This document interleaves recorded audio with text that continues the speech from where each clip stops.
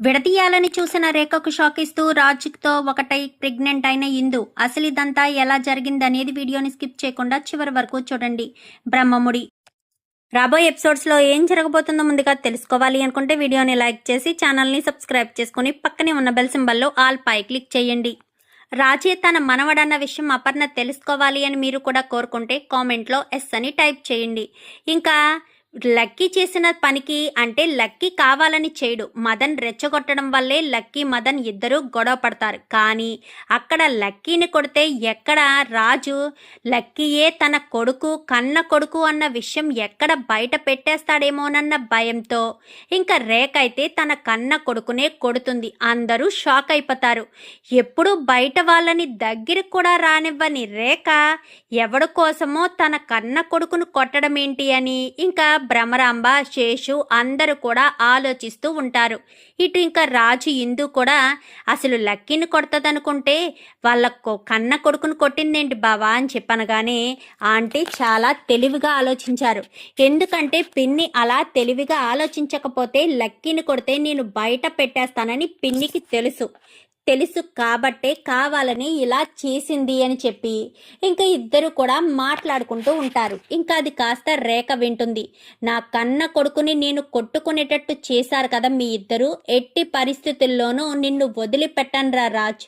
నువ్వు ఈ ఇంట్లో ఇందుతో సంతోషంగా ఉందామనుకుంటున్నావేమో, ఇందును నిన్ను శాశ్వతంగా వేరు చేసి ఇంకా నువ్వు మళ్ళీ ఇంట్లో అడుగు పెట్టనివ్వకుండా చేస్తాను అని చెప్పి రేఖ కాస్త అనుకుంటుంది. పైగా నీ అడ్డు కూడా తొలగించుకోవాలి. ఒక్కసారి నీకు ప్రమాదం తలపెట్టి మిస్ అయ్యింది, ఇంకోసారి గనక నీకు ప్రమాదం తలపెడితే ఈసారి మిస్ కానివ్వను, మిస్ అయ్యే ఛాన్సే లేకుండా చేస్తాను. ఎందుకంటే నా కొడుకు లక్కీ అన్న విషయం నీకు తెలుసు. నువ్వు ఈరోజు కాకపోతే రేపైనా సరే బయట పెట్టేస్తావు.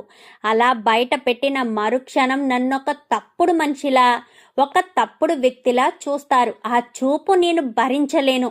నేను తప్పు చేశానన్న విషయం నాకు మాత్రమే తెలుసు. ఆ ఆంటోనీ గాడికి తెలుసు. ఆ ఆంటోనీ గాడు ఎక్కడున్నాడో తెలియదు. వీడొచ్చి ఇక్కడ ఉన్నాడు. ఇప్పుడు ఈ రాజుగాడు నాకు కొరివిలా తయారయ్యాడు. ఎట్టి పరిస్థితుల్లోనూ వీడడ్డు తొలగించుకోవాలి. ఎప్పటికీ రేఖ అంటే రేఖ మాటే శాసనం అన్నట్టు ఉండాలి. ఒక తప్పుడు మనిషిలా ఎవరి దృష్టిలోనూ రేఖ ఉండకూడదు అని రేఖ కాస్త అనుకుంటుంది. ఇంకా ఇటు రాజు ఇందు ఇద్దరు సంతోషంగా ఉంటారు. సంతోషంగా ఉంటే వీళ్ళిద్దరూ గుడికి వెళ్తారు. గుడికి వెళ్ళేసరికి తిరిగి వచ్చే దారిలోనే ఇద్దరిని కూడా స్మాష్ చేసేస్తే ఎలాంటి ఇబ్బంది ఉండదు, ఆస్తి మొత్తం నా గుప్పెట్లోకి వచ్చి పడుతుంది అని ఆలోచించిన రేఖ అయితే వాళ్ళిద్దరికీ ప్రమాదం తలపెట్టాలని చూస్తుంది. ప్రమాదం నుంచి తప్పుకుంటారు. మరొక ప్రమాదం వరుసగా 3 ప్లాన్లు వేస్తుంది. 3 ప్లాన్లు కూడా అట్రప్లాప్ కావడంతో ఇంటికి వస్తారు. ఇంటికి వచ్చేసరికి గుమ్మాలోనే రేఖ నిలబడి ఉండడంతో అనుమానం వస్తుంది ఇంకా రాజుకైతే. ఇదంతా రేఖ పిన్ని చేసిందా, కావాలనే చేసుంటుంది, లేదంటే ఎందుకు ఇలా చేస్తుంది అని చెప్పి అనుకుని ఇంకా వెంటనే ఏంటి రేఖ పిన్ని, నన్ను ఇందుని వేరు చేయాలనా లేక నన్ను శాశ్వతంగా పైకి పంపాలనా? ఒక్కసారి ప్రయత్నం చేశావు, ఇప్పుడు కూడా అదే ప్రయత్నం చెయ్యాలనుకుంటున్నావా? లక్కీ నీ కన్న కొడుకన్న విషయం ఎక్కడ బయట పెట్టేస్తానోనన్న భయంతో ఇదంతా చేస్తున్నావా పిన్ని? ఖచ్చితంగా బయట పెడతాను పిన్ని, ఈ రోజు కాకపోతే రేపైనా.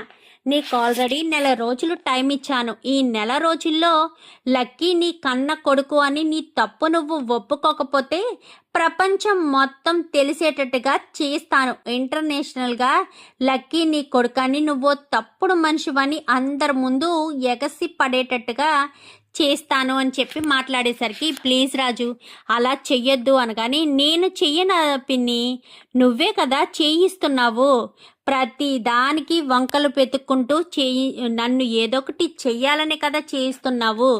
మీరు ఈరోజు కాకపోతే రేపైనా సరే లక్కీ నీ కొడుకన్న నిజం బయటికి వచ్చేస్తుంది. ఒకే ఒక్క పరీక్ష చేస్తే చాలు మొత్తం బండారం అంతా బట్టబయలైపోతుంది అంటూ రాజు కాస్త రేఖకు వార్నింగ్ ఇస్తాడు. ఇంకా ఇందు రాజుని ప్రేమించడం మొదలుపెట్టింది కదా, రాజ్తో ఎక్కువ టైం గడపడం చేస్తూ ఉంటుంది. ఇంకా ఒకరోజు పాలు తీసుకుని రాజు గదిలోకి వచ్చేసరికి రాజు ఆలోచిస్తూ ఉంటాడు. ఈ మనిషికి నేను తనని ఇష్టపడుతున్నానన్న విషయం ఎలా తెలుస్తుంది, ఎలా చెప్పాలి, ఇంకా నాకు అద్దె మొగుడులాగే ఉన్నాడు, తనే నా సొంత బావ అన్న విషయం కూడా తెలియడం లేదు. అదే గనక తెలిస్తే ఎంత బాగున్ను. ఏదో రకంగా నేనే తన సొంత మరదల్ని అని, నువ్వు ఈ కుటుంబానికి చెందిన వ్యక్తివేనన్న విషయం బావకు తెలిసేటట్టు చెయ్యాలి అని ఇంకా ఇందు కాస్త అనుకుంటుంది. అలా అనుకుని పాలు తీసుకుని వచ్చిన ఇందుకి బల్లంటే రాజుకి భయం కదా. మామూలుగా అయితే ఎప్పుడూ ఇందు భయపడుతుంది, కానీ బల్లికి రాజే భయపడతాడు. కాబట్టి బల్లి వచ్చి రాజు మీద పడడంతో వచ్చి హిందూని హత్తుకుంటాడు. హిందూని అలా హత్తుకోవడంతో ఇంకా పాలు అక్కడ పెట్టేసి ఇంకా హిందూ రాజు ఇద్దరు కూడా ఒకరికొకరు బాగా దగ్గరవుతారు. తెల్లారింసరికి ఇంకా ఇందు సిగ్గుపడుతూ బయటకు వచ్చి పూజ చేయడం అంతా కూడా అపర్ణ చూస్తుంది. అమ్మ ఇందు అనేసరికి నానమ్మ అంటూ నానమ్మని పట్టుకుంటుంది. నిజమా అమ్మ అని చెప్పనగానే అవును అన్నట్టు సిగ్గుపడేసరికి చాలా సంతోషపడిపోతుంది. మంచి శుభవార్త చెప్పావమ్మా, నువ్వు రాజు ఇద్దరు గుడికి వెళ్ళి నమస్కారం చేసుకురండి అని చెప్పనగానే సరేనని రాజు కూడా రెడీ అయ్యి కిందకు వస్తాడు. ఇద్దరు కూడా గుడి దగ్గరికి వెళ్తారు. గుడి దగ్గరికి వెళ్ళాక రాజుకి నిజం చెప్పేయాలి అని ఇంకా ఇందు అనుకుంటుంది. అలా అనుకున్న ఇందు గుడి దగ్గరికి వెళ్ళి నీకొక విషయం చెప్పాలి అనగానే రాత్రి జరిగిన దాని గురించేనా అని చెప్పనేసరికి దాని గురించి కాదు, నీకు మరొక నిజం తెలియాలి. నువ్వు అనుకుంటున్నట్టు నీ తల్లి తండ్రి వాళ్ళు కాదు. నీ తల్లి తండ్రి నా మేనత్త మేనమామ. చిన్నప్పుడు జరిగిన ప్రమాదం వల్ల నువ్వు కుటుంబానికి దూరమయ్యావు. అందుకే నువ్వు అచ్చం మా నాన్నలాగే ఉన్నావు. ఎందుకంటే మా అమ్మ మా నాన్న వాళ్ళ అక్క కొడుకువే నువ్వు, కాబట్టి నువ్వు నాకు బావవుతావు అని చెప్పి అసలు విషయం మొత్తం చెప్పేసేసరికి ఏం మాట్లాడుతున్నావు విందు అని చెప్పాను. కానీ అందుకే నిన్ను బావా బావా అంటున్నాను, నువ్వు నా సొంత బావా అని చెప్పనేసరికి ఒక్కసారిగా రాజు షాక్ అవుతాడు. అంటే ఇంకా నేను ఎప్పటికీ నీతోనే ఉండిపోతానా, అద్దె మొగుడిని కాదు కదా అని చెప్పాను. కానీ కాదు, ఎప్పటికీ నాతోనే ఉంటావు అనేసరికి అయితే నీకు నేను మరొక విషయం చెప్పాలి అని రాజు హాస్పిటల్లో ఒక ఆవిడికి ట్రీట్మెంట్ చేయిస్తున్నాడు కదా, సో అక్కడికి తీసుకెళ్తాడు. ఎక్కడికి తీసుకొచ్చావేంటి అనగానే నీ దగ్గర నుంచి నేను లక్షలు తీసుకుని ఏం చేస్తున్నాను అన్న ఆలోచన నీకెప్పుడు రాలేదా అని చెప్పనేసరికి అడగాలని అనుకోలేదు అంతే అని చెప్పాను. కానీ ఎందుకంటే నీ హాస్పిటల్లో ఒక పేషెంట్కి నాకు ఏం రిలేషన్ ఉందో నాకు తెలియదు. ఆ పేషెంట్ నాకు ఎంతో దగ్గర బంధువులా ఆత్మ బంధువులా అనిపిస్తుంది. ఆ పేషెంట్ కోసమే నేను ఇన్ని లక్షలు ఖర్చు పెడుతున్నాను అని చెప్పనేసరికి అవునా అని చెప్పి వెళ్ళి ఇందు చూస్తుంది. కానీ ఆ పర్సన్ ఎవరో తనకి తెలియదు. సరే అని ఇంటికి వచ్చేస్తారు. ఇంకా రాజు ఇందు ఇద్దరు కూడా ఒకరినొకరు జీవితాలని పంచుకుని చాలా హ్యాపీగా చాలా సంతోషంగా అయితే ఉంటారు. ఇంకా అదంతా చూసిన రేఖ వీళ్ళని విడదీయాలని చూస్తే వీళ్ళు ఒకటైపోయారా, ఇంకా ఏముంది, రేపో మాపో కడుపో కాలో ఖచ్చితంగా వస్తుంది అని చెప్పి ఇంకా అనుకుంటూ ఉండేసరికి ఇంకా ఇంటికి వెళ్ళిపోతారు. ఇంటికి వెళ్ళడంతో అమ్మ ఇందు అని చెప్పాను. కానీ గబగబా ఇందుని తీసుకుని రాజు పైకి వెళ్తాడు. ఏమైంది రాజు, ఇందు ఎందుకు అంత నీరసంగా ఉంది అనగానే ఆఫీస్లో కళ్ళు తిరిగి పడిపోయిందమ్మమ్మ అని చెప్పనేసరికి ఏంటి కళ్ళు తిరిగి పడిపోయిందా, మరి హాస్పిటల్కి తీసుకువెళ్ళావా అనేసరికి లేదమ్మమ్మ డాక్టర్ గారికి ఫోన్ చేశాను వస్తాను అని చెప్పారు అనేసరికి ఇంకా వీళ్ళంతా పైకి వెళ్తారు.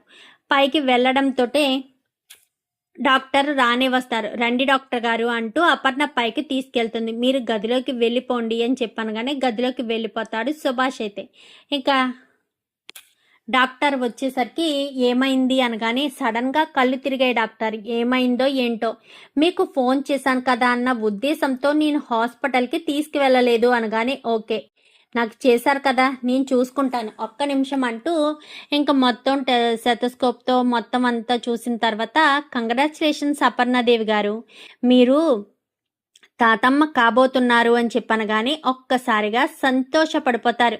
నిజమా అని చెప్పనగానే అవును అని చెప్పనేసరికి చాలా సంబరపడుతూ ఇంకా ఆ శుభవార్తను అందరికీ చెప్పాలని గబగబా కిందకొస్తుంది అపర్ణ. కిందకొచ్చి స్వీట్ చేసి అందరికీ ఇచ్చేసరికి ఏంటి, ఎందుకు ఇప్పుడు స్వీట్ చేశారు, మా మా ఈ రాజు ఇందు తల్లి తండ్రి కాబోతున్నారు, నా ఇందు కడుపుతో ఉంది అనేసరికి ఒక్కసారిగా షాక్ అయిపోతుంది ఇంకా రేఖ అయితే. ఏంటి, ఇందు కడుపుతో ఉందా అనగానే అవును ఇందు కడుపుతో ఉంది, తను ప్రెగ్నెంట్ అని చెప్పనేసరికి చాలా సంబరపడిపోతుంది.